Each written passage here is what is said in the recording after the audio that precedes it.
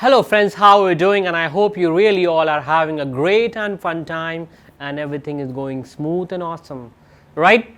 So we are doing the chapter breathing and exchange of gases, and we will see what the CBSE questions based on this. What is the role of carbonic anhydrase in RBC? Right.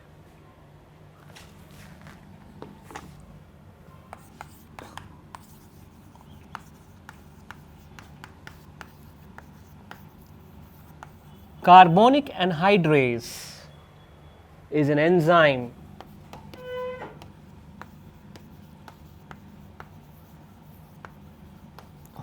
anhydrase is an enzyme that acts on carbonic anhydrase is an enzyme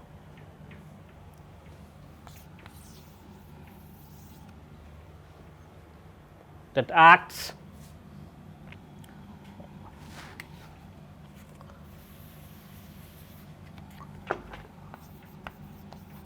and helps in the formation of carbonic acid,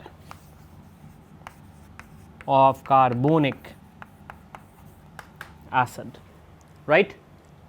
So what we will see, water plus CO2 will combine to form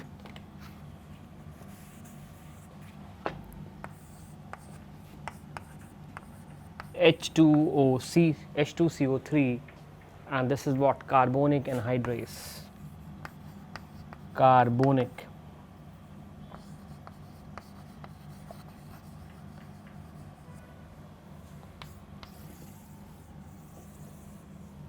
Anhydrase. Water plus CO2 will form H2CO3, carbonic, and about 70% of the carbon dioxide is is being transported in this way, that is in the form of the carbonic acid, right? We move on to the next question. What is tidal volume? What is tidal volume? Now, tidal volume is the volume of air that that is breathed in and breathed out during normal respiration. Okay.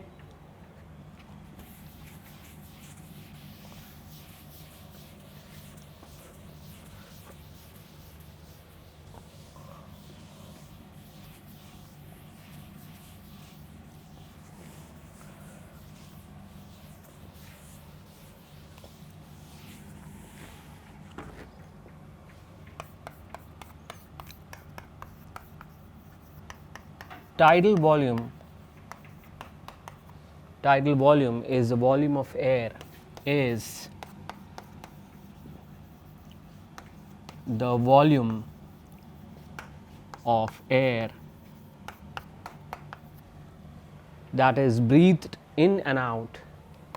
that is breathed in and out,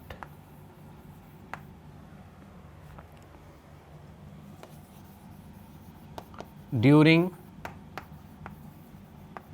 normal respiration.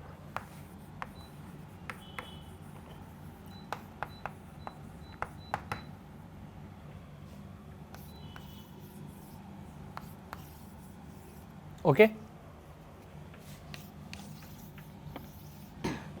So tidal volume is a volume of air that is breathed in and out during normal respiration, and what we will see that yes, the tidal volume is equal to 500 ml. This is equivalent to 500 ml. This is equivalent to 500 ml. Right? We move on to the next question. The maximum number of molecules of oxygen which one molecule hemoglobin can carry, and that is 4. I already told you 4 oxygen molecules. And where is the combining point? Actually, the iron, the ferrous iron, Fe2 plus, that is not exactly Fe2 plus. So just remember ferrous, the iron Okay, the iron molecule is important in the combination of oxygen with hemoglobin, right.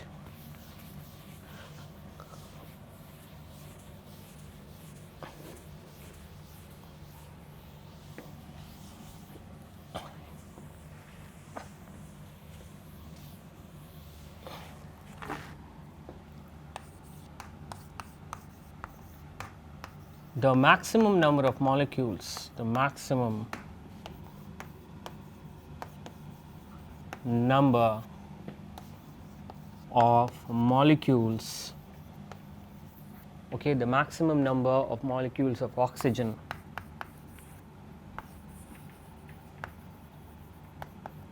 which one molecule hemoglobin, which one molecule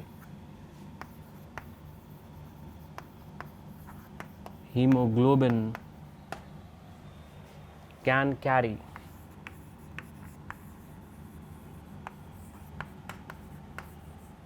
is 4. Okay. The maximum number of molecules of oxygen which one molecule hemoglobin can carry is 4. Right. We move on to the next question. What are the two factors that contribute towards the dissociation of oxyhemoglobin in the arterial blood to release molecular oxygen in an active tissue?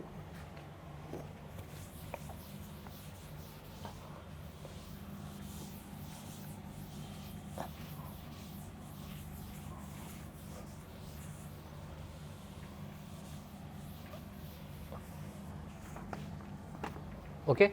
What are the two factors that contribute towards the dissociation of oxyhemoglobin?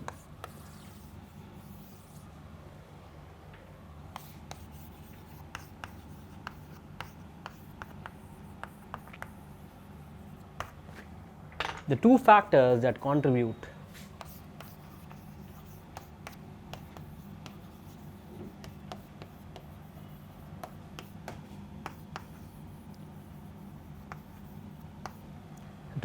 that contribute towards the dissociation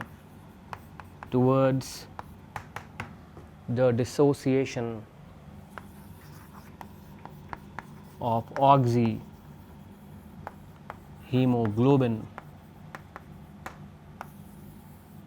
Okay, the two factors that contribute towards the dissociation of oxyhemoglobin in the arterial blood to release molecular oxygen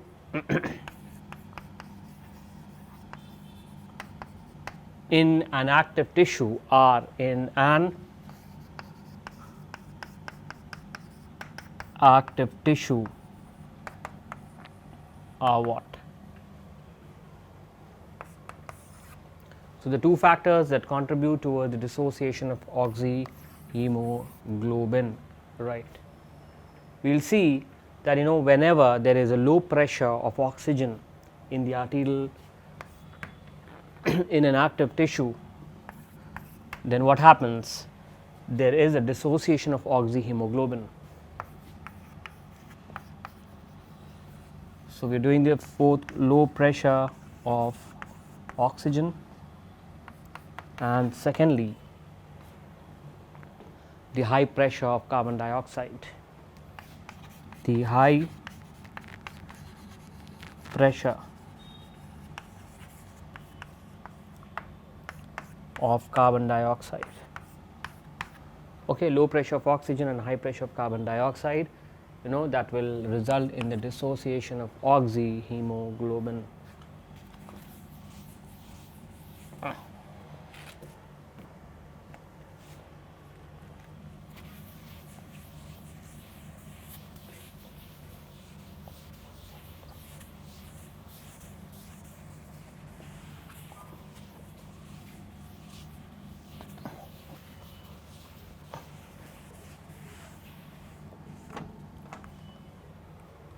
What do you understand by forceful expiration?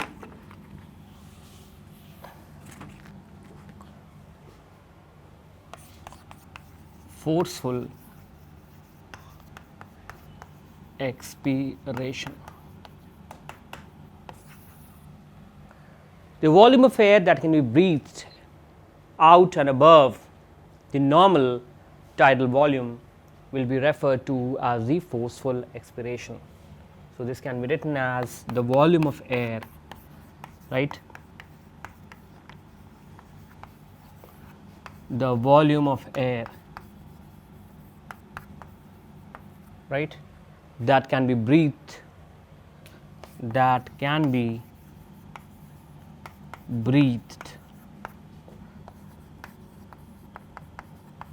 above, okay, the volume of air that can breathe above and over,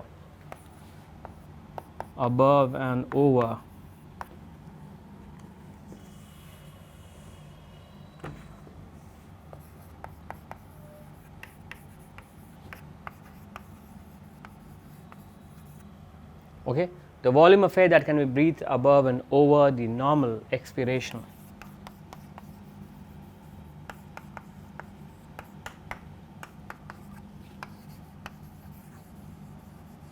is referred to as the forceful expiration, is referred to as forceful expiration. This is also called as expiratory reserve volume. This is also called, right, as expiratory, this is also called as expiratory reserve volume,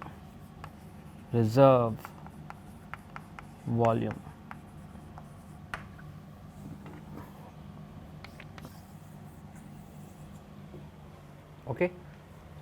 So, we can normally, tidal volume, what we said, that is the volume of air that can be taken in normally and given out normally, okay, that is what we are breathing it normally, and then what we breathe out normally, inspiration, expiration. But what can be done above and over? What can be breathed above and over the normal expiration? The normal expiration is referred to as the forceful expiration. This is also called as the expiratory reserve volume, often written as ERV, okay, often written as ERV, right.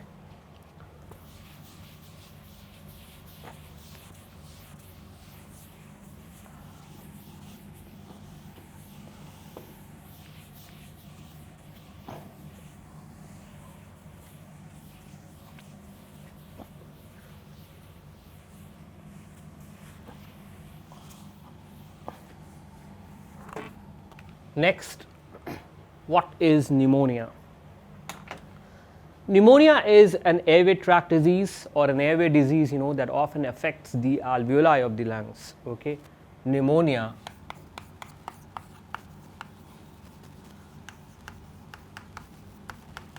is an airway tract disease,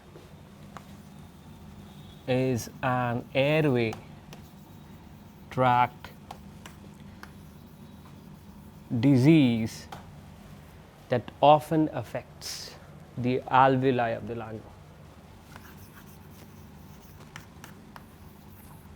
That often affects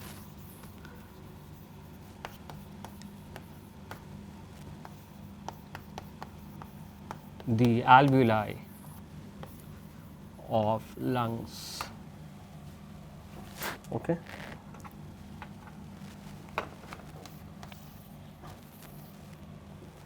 So, pneumonia is an airway tract disease that often affects the alveoli of lungs, right.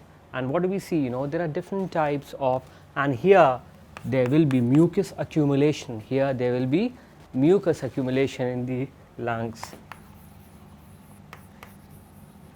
Yes. here there will be mucus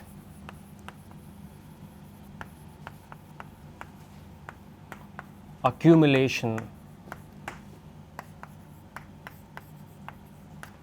in the lungs.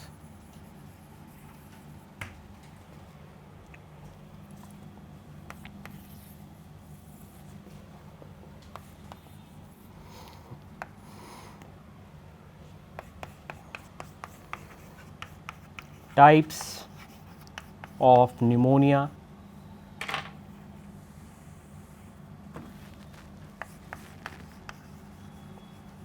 Types of pneumonia are what?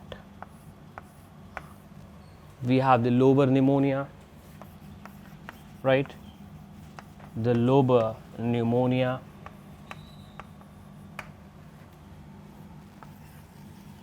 right? Then we can have the different types of pneumonia, okay? The viral pneumonia,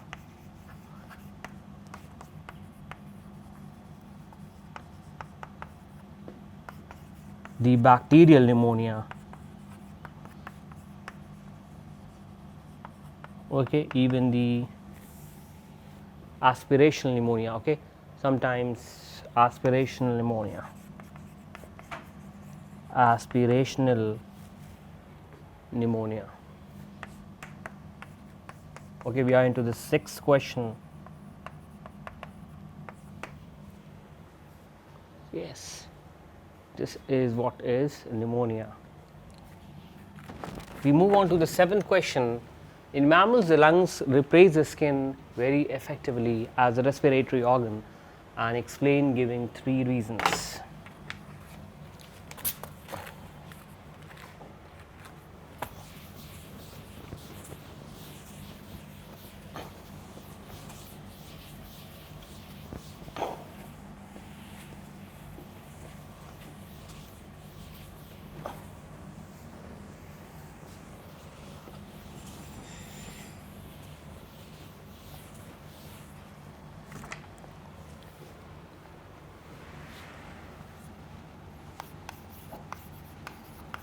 The lungs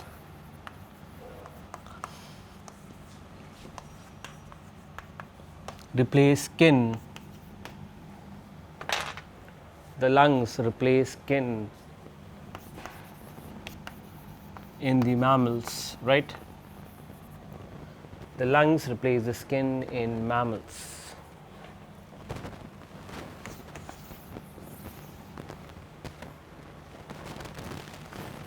As an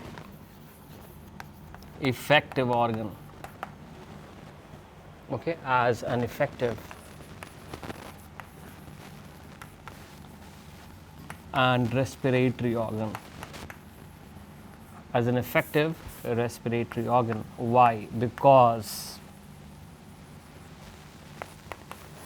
the surface area of the entire alveoli is much greater as compared to the skin. Surface area of alveoli is greater than that of the skin. Second, the respiratory epithelium and the endothelium is much thinner.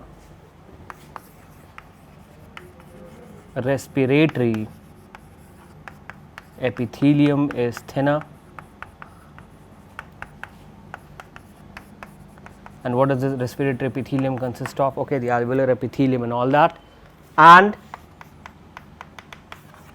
good contact with the vascular tissues, close proximity to the vascular tissues, right? We move on to the next question. What is the dissociation curve? Explain, right? So we can say that the dissociation curve, right? The dissociation curve is the curve between percentage saturation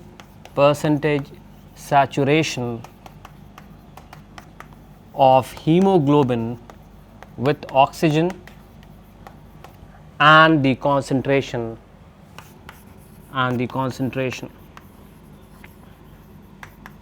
It is always sigmoid shaped.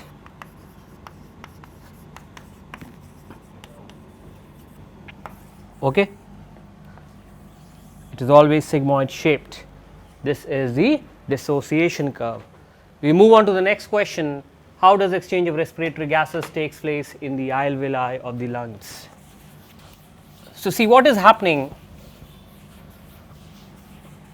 I will explain you this very briefly. What is happening, if this is the alveoli, okay, and this is the blood capillary which is coming. Now, the blood which is coming, the blood capillary, okay, or we should show it very in close proximity.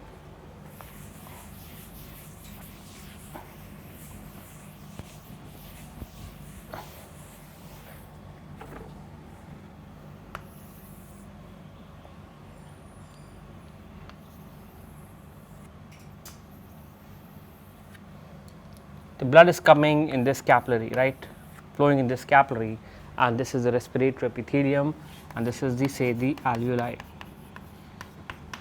You always know that airflow from region of high pressure to low pressure, higher partial pressure of oxygen, air from higher partial pressure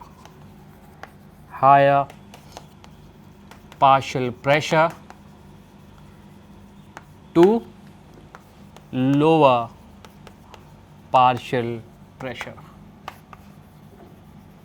So, in this capillary what is having, the partial pressure of oxygen is very high. So, as compared to the alveoli, and oxygen will diffuse in, and the partial pressure of carbon dioxide is high where? In the alveoli. So, the carbon dioxide will diffuse out. So, you have to write this: high PO2 in arterial blood and low PO2, low PCO2 in arterial blood, right. We move on to the next question. Why is hemoglobin called conjugated protein?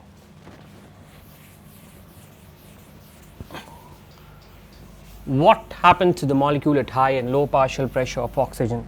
See, conjugated protein is protein which is always made up of, I told you, whenever there is, for example, we talk of, the glycoprotein, that is a conjugated protein. So, similarly, hemoglobin is made up of heme and globin part.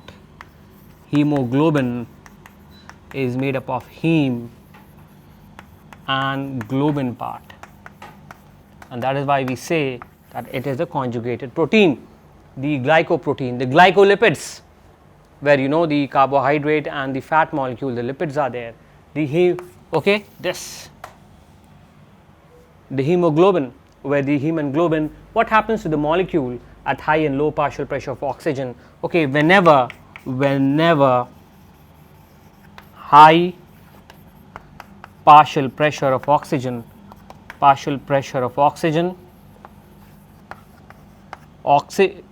hemoglobin combines and forms oxyhemoglobin,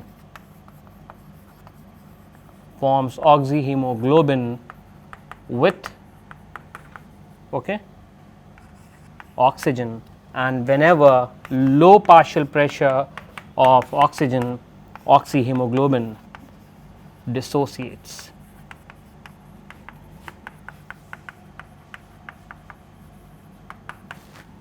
So, friends, with this we have come to the end of this discussion. Any more doubts, you can always come back to me. The time we meet again, a very goodbye from this side. Thank you.